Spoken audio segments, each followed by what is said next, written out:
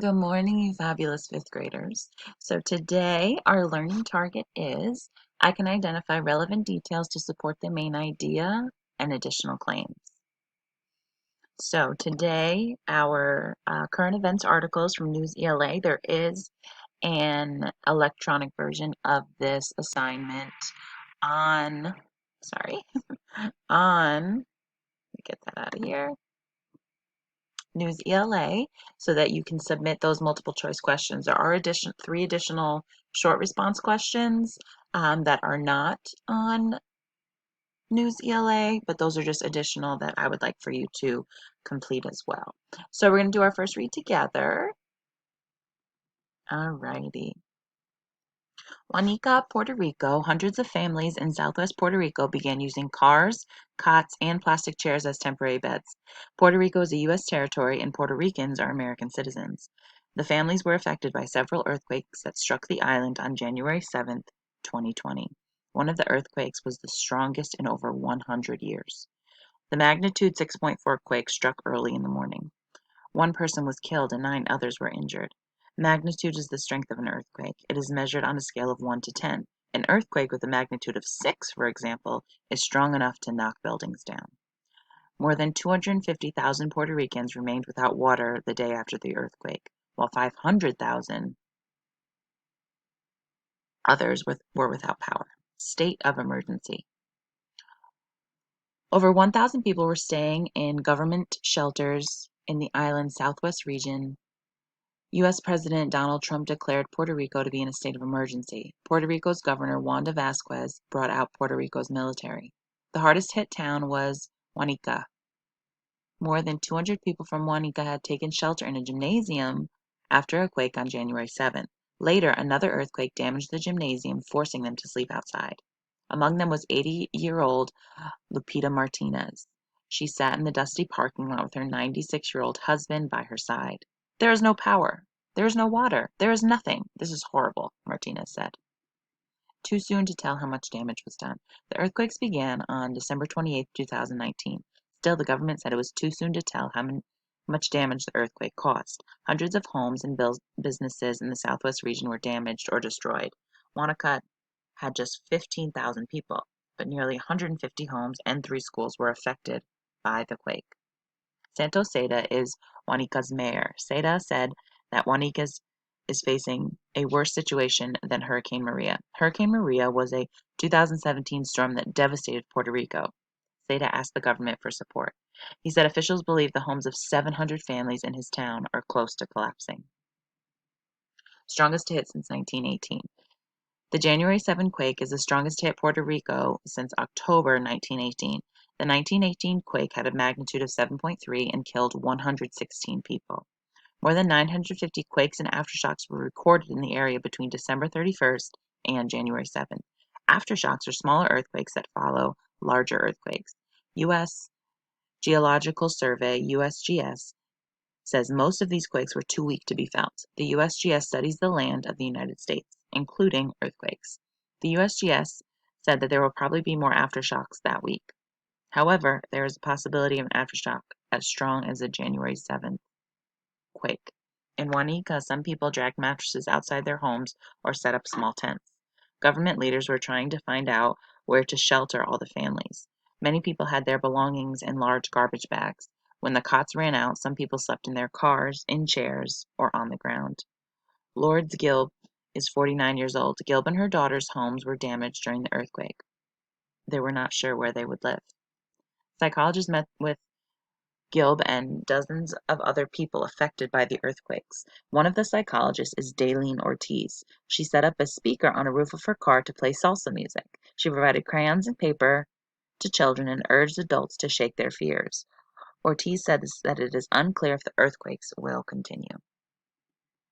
Slow reconstruction after Hurricane Maria. Reconstruction after Hurricane Maria has been slow. The hurricane caused around 2,975 deaths and more than $100 billion in damage. Many people have been living under the blue tarp since the hurricane, and power is still unreliable. The earthquakes were just another blow to the island. "I can't stand this," the 64-year-old Zenaida Rodriguez, as she sat under a tree and the ground rumbled again. Did you feel that? Okay, so now what we're going to do is we're going to preview our questions. Again, these 3 short response questions are not on the electronic assignment. Ms. Egging has added these in. So how is the text organized? Again, that should be your key to structure, trying to identify the structure. B, how does the section state of emergency support the main idea of the passage? C, what is the significance of the last section, slow reconstruction after Hurricane Maria, and why do you think the author included this section? All right, multiple choice questions. Read the section Strongest to Hit since 1918. Select the paragraph from the section that shows, excuse me, the people of Puerto Rico are in danger of future earthquakes. Okay, so you're making the best choice here. Read the section Too soon to tell how much damage was done. Which sentence from this section supports the conclusion that Puerto Rico has been hurt by other natural disasters? So again, supports the conclusion, the claim. This is what is believed to be true by the author. Read the paragraph from the article. Psychologists met with Gilb and dozens of other people affected by the earthquakes. One of the psychologists is Daylene Ortiz. She set up a speaker on the roof of her car to play salsa music. She provided crayons and paper to children and urged adults to shake their fears. Ortiz says it's unclear if the earthquakes will continue. Which statement summarizes the paragraph? So here you just have to pick your summary statement. So which one best summarizes the paragraph just read? And number 4, which sentence from the article supports the main idea of the article? So again, ladies, we're talking about main idea. Okay, let's revisit our learning target before we do our close read. So it says, I can identify relevant details to support the main idea and additional claims. So all those questions about which supports the conclusion, how is this summarized, okay? These are all those additional claims that you're trying to identify relevant details for. So make sure that you are using ECI for multiple choice and RAP for your short responses. But now it is time to close read. All right, ladies, it's time to close read. So, chunk your text, circle and attempt to define unknown words, underline key information. Remember to focus on information that would help to support your answers because we've already previewed our questions. Summarize in the margin and identify any elements that may be helpful. So, elements that you might want to identify in the margin or up top. I'll show you my close read in just a moment so you can compare yours. You might want to put the main idea up there, okay? We're talking about structures, possible structures, do what we do in class, write them all out and then kind of narrow them down, give rationales to eliminate some of them, okay? And then also to pay attention to those chunks that you need to pull the main idea from or you need to find details to support the main idea and maybe give those some nice stars as you go back and do your second read. All right, now that you've finished your close read, I want you to compare your notes against mine again. Close reading you do to make yourself comprehend better. So if there was something that you didn't include or something that you added, that is okay, right? Close read should be personal for you. So what I did here was, as you can see, for possible structures and main idea, what I did was I kind of put those blank up at the top after I looked at my question so that I knew I would go back up to that. So I'm going to come back to this at the end so that we can kind of take a peek. But what I'm going to do here is I'm going to walk you through my chunks. So I just used the natural chunks that were kind of given in this passage. So for my first chunk here, I underlined using cars, cots, and plastic chairs as temporary beds. And I thought it was very important to identify that Puerto Rico is a U.S. territory. Just because it's not connected right to the United States doesn't mean that it is not the United States' responsibility to take care of something like this. So struck, I identified as hit, and it was one of the strongest earthquakes to hit in over 100 years. I thought that was extremely important, kind of gives us a little connection there. So I have 6.4 hits, leaving citizens without water and power, okay? And then here for magnitude, as you can see, sorry, this is supposed to be a little arrow there. It defines it for us, a defining context clue right afterwards, saying that it is the strength of an earthquake and is measured on a scale of 1 to 10. So what it really does is puts that 6.4 in perspective to kind of see here really how severe this earthquake was. So state of emergency, I put a star next to. Also, too, I underlined the entire little mini paragraph above here because it shows how devastating the damage was. So state of emergency, I started because after previewing the questions, I know that this is a section that I need to come back to. So state of emergency, Puerto Rico's governor had to even bring out the military.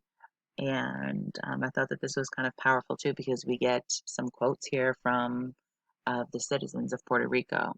So I have just here that shelter was damaged by another quake. So here I thought it was very important that they go to this gymnasium to take shelter, and then later another quake hits and it forced them all to sleep outside. So let's take a look now at the next chunk here. So I have my notes in the margins here say damage was worse than previous earthquake. Um, as you can see here, this is where they start to kind of talk about Hurricane Maria.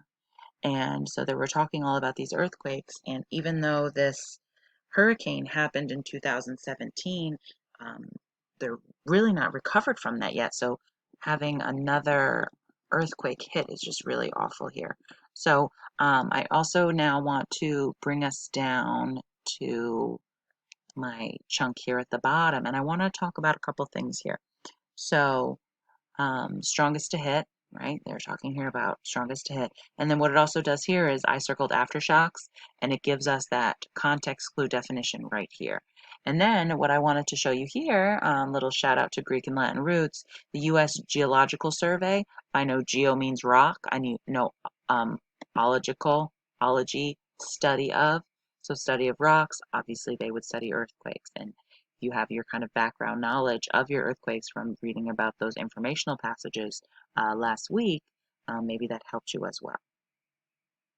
So again, just kind of saying the possibility of another aftershock, and they really did continue. And then again, here we have some connections to the citizens. All right, so my last chunk here, notes in the margins, I have slow recovery, storm, damage, and the worries of citizens. So again, here we're kind of talking about that psychological impact that this has had. And then again, here they're talking about the reconstruction after Hurricane Maria has been slow, and the deaths and the damage as a result of that. And then just, another blow to the island because of the earthquake. So before we get into our questions, I want to go back up and revisit the notes that I had up at the top here. So for my main ideas at Puerto Rico, is hit by a major earthquake resulting in devastation.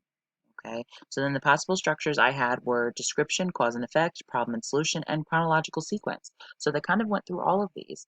So obviously they're describing what happened, this earthquake, and just kind of walking us through the major events of that and giving us, excuse me, characteristics of this earthquake.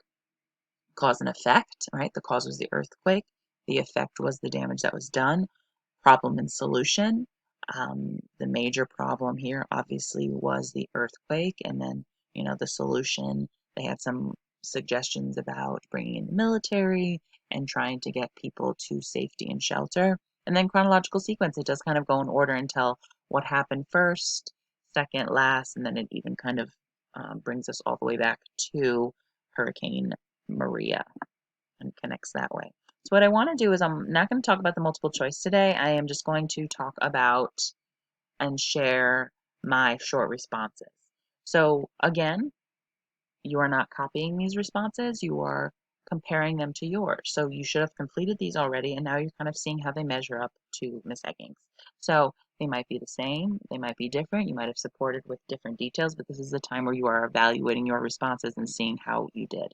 Okay, just copying does not help. All right, so how is the text organized? Again, that's my key for structure.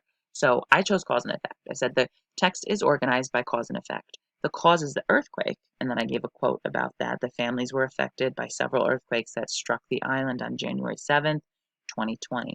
The effect is the devastation left over from the earthquake, and then that's how I set up my second detail. More than 250,000 Puerto Ricans remained without water the day after the earthquake, while 500,000 others were without power.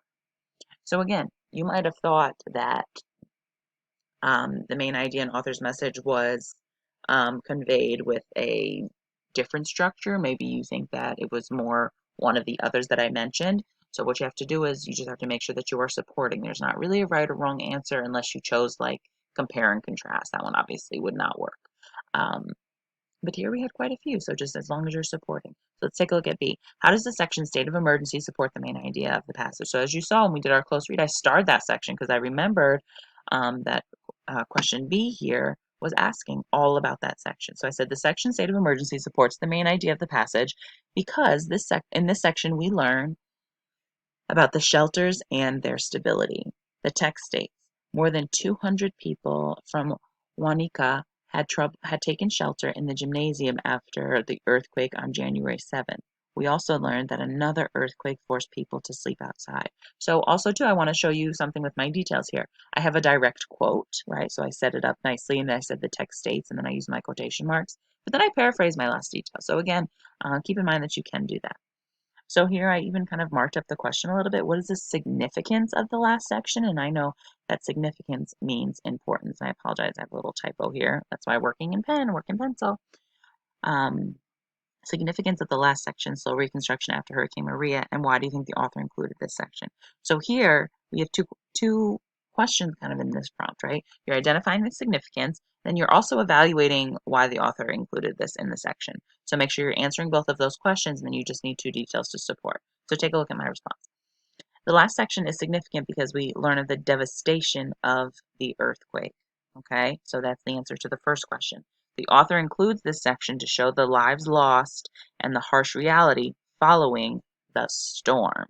Okay, so again, sorry, little typo there. So then I answered the second question, right? So that mention of Hurricane Maria, they wanted to kind of show that reality following that storm and that they really weren't ready for it. So then I have my, oops, let me just scooch down a little bit here so you can see. The text states many people have been living under blue tarps since the hurricane, and power is still unreliable. The earthquakes were just another blow to the island. Puerto Ricans have endured trauma recently. Okay, so again, you are evaluating your responses based off mine. We are not just copying. Okay, so again, take a look. Did you organize it the same way? Do you have your details? You're checking now to make sure that all of that. And then for those last 4 multiple choice questions, please make sure that you are submitting them on News ELA. Thank you, ladies.